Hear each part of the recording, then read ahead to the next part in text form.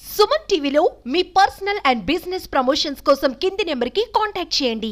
మదనపల్లి పట్టణంలో ఇసుక మట్టి అక్రమంగా తరలిస్తున్నారని చెప్పి సిపిఎం పార్టీ ఆరోపణ చేసింది.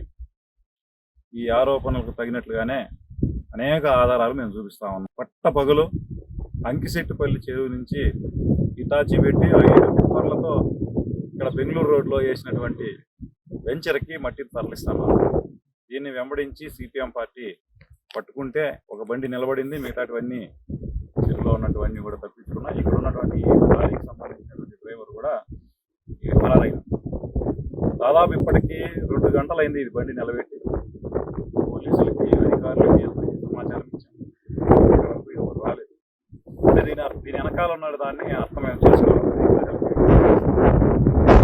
మొదటే చెప్పాను, అధికారులు రాజకీయ నాయకులు ఈ మైనింగ్ మాఫియా అంటే జేసీబీలు టిప్పర్లు ఉన్నటువంటి ఓనర్లతో కుమ్మక్కైనటువంటి ఈ మాఫియా ఈరోజు ఇసుకను మట్టిని కొల్లగొడతా ఉంది అని చెప్పినటువంటి ఆరోపణకి ఇది బలమైనటువంటి సాక్ష్యాధారాలుగా భావిస్తాం. కలెక్టర్ గారికి పంపించినాం. కలెక్టర్ గారు చెప్తే కూడా ఈ మదనపల్లి తహసీల్దార్ గారి చర్యలు తీసుకోవడం అనేటటువంటిది నామమాత్రంగా ఉంది. ఇప్పటి వరకు మేము సిపిఎం పార్టీగా దాదాపు 14 చోట్ల ఇసుక దిబ్బలను, 4 చోట్ల మట్టి దిబ్బలను చూపించడం జరిగింది. ఇవన్నీ అధికారులకు పెట్టాం. కానీ ఒక్క బార్లపల్లిది మాత్రమే మేము సీజ్ చేసామని చెప్పారు. అంటే మిగతా వీటన్నిటికీ కూడా పర్మిషన్ ఉన్నట్ట ప్రకటించాలి. పర్మిషన్ ఉంటే ఎవరిది ఎప్పటి నుంచి తీసుకుంటున్నారు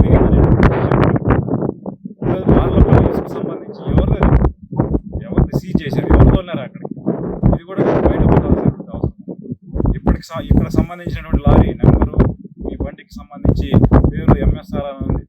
అది ఎవరిది అనేది వాళ్ళకే తెలిసి ఉంటుంది. వాళ్ళు వీటన్నింటినీ వెంటనే సీజ్ చేసి వీళ్ళందరికీ ఇట్లాంటి టిప్పర్లకి జేసీబీలన్నింటికి జీపీఎస్ ట్రాకింగ్ పెట్టండి. ఈ బండ్లు ఎక్కడ పోతున్నాయి, ఎక్కడ వస్తున్నాయి, ఎక్కడి నుంచి ఎక్కడ తరలిస్తున్నారు, ఈ విషయాలన్నీ కూడా పెట్టాలి. దీని మీద సిపిఎం పార్టీ చేస్తున్నటువంటి పోరాటానికి ప్రజలందరూ కూడా సంఘీభావం ప్రకటించాలి. అధికారులు కదిలేటట్టు చేయాలని చెప్పి సిపిఎం అన్నమయ్య జిల్లా కమిటీ తరఫున ప్రజల్ని విజ్ఞప్తి చేస్తా ఉన్నాం. ఈ అక్రమంగా తరలిస్తున్నటువంటి వాహనాల మీద వాటి యజమానుల మీద చర్యలు తీసుకోవాలని డిమాండ్ చేస్తా ఉన్నాం.